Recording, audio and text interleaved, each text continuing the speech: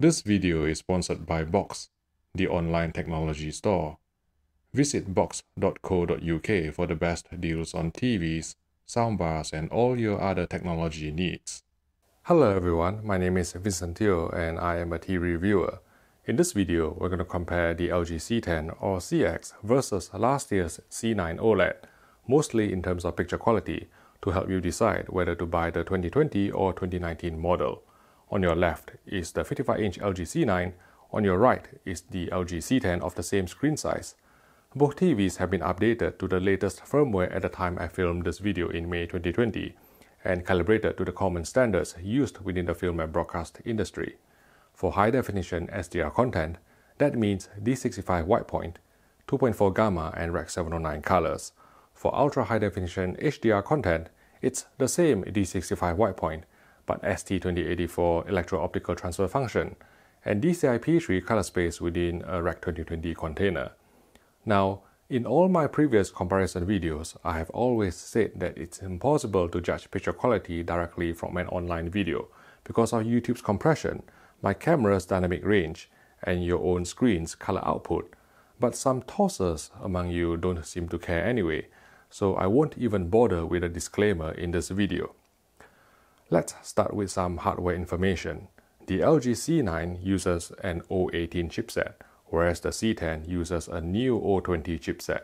If we scroll down the service menu, you will see that the C9 needs an HDMI switch chip to unlock HDMI 2.1 functionality, whereas the O20 chip on the C10 seems to be natively HDMI 2.1 without needing the help of a daughter chip.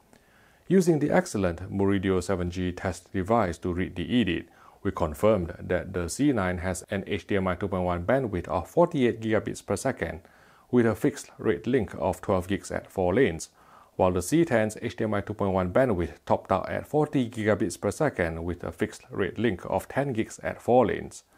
What this means is that the C9 will be able to achieve 4K at 120Hz at 12-bit 444, and the C10 can do 4K at 120Hz at 10-bit 444. So in theory, only high-end PC gamers will be affected, if at all.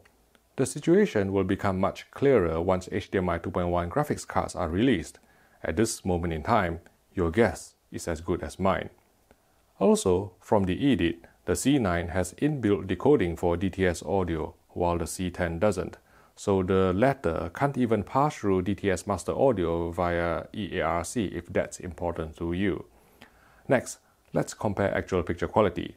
The new O20 chipset on the C10, marketed as Alpha 9 Gen 3 by LG Electronics, delivered better near-black gradation than the O18 chip on the C9, as you can see from this moving near-black quantization test pattern developed by Stacy Spears of Spears & Mansell fame.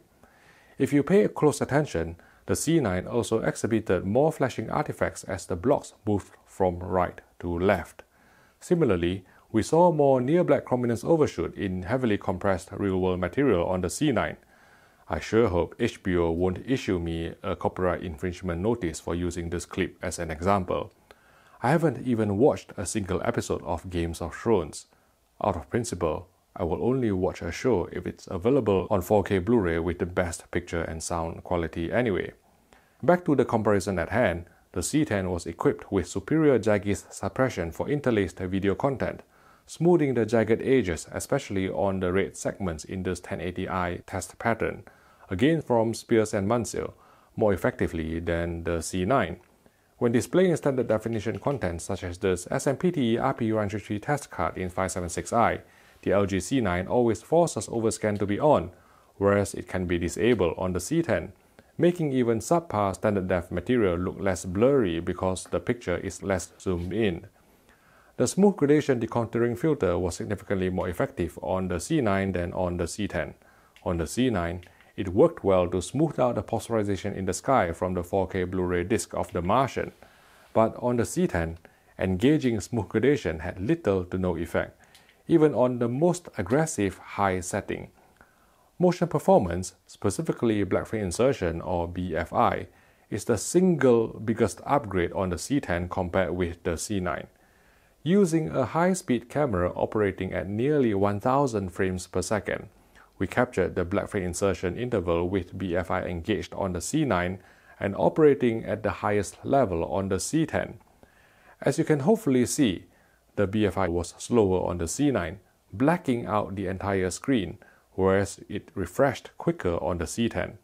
Translated to real-world viewing, what this means is that although the BFI on the C9 introduced too much flicker and brightness drop to be of use, there's no significant flicker or luminous drop on the C10 with OLED Motion Pro set to low or medium, which also increased motion resolution to 1080 lines or even higher on this horizontally scrolling test pattern together with some motion interpolation.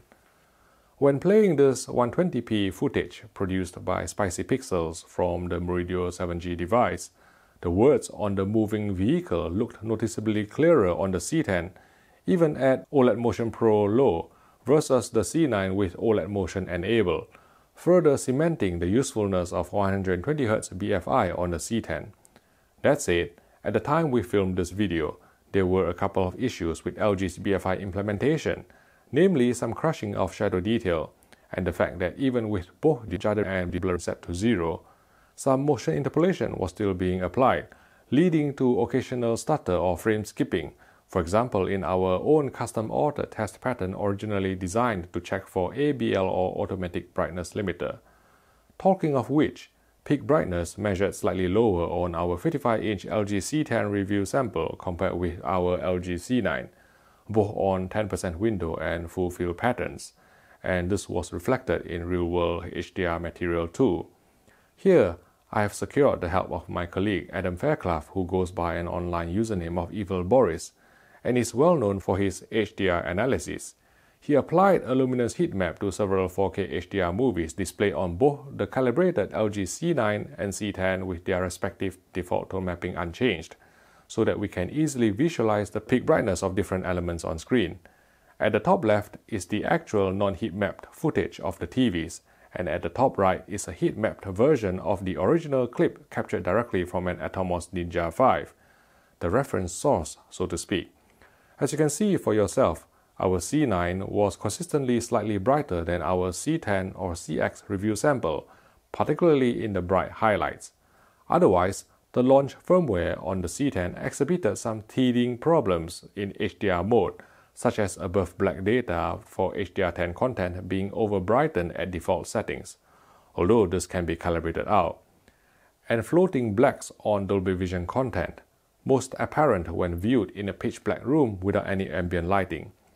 LG Electronics will likely address these bugs on the C10 in future firmware updates, but at the time I filmed this video in May 2020, the LG C9 did not suffer from such issues, probably because it has received multiple firmware updates to iron out its own bugs since launch 1 year ago.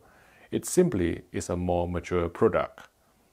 Both OLEDs boast the same low input lag for gaming, together with auto low latency mode and variable refresh rate support, although as mentioned earlier, 4K at 120Hz at 444 chroma is limited to 10-bit on the C10 instead of the 12-bit on the C9. With the Xbox Series X, PS5 and HDMI 2.1 graphics cards still not out on the market, the implications are unknown at this moment in time. We discovered that when both TVs kicked into VRR mode, the dithering fix for above black chrominance overshoot would be disabled, causing near black gamma to brighten in G-Sync mode on the C9 and in all VRR modes on the C10, so this is something for LG engineers to work on.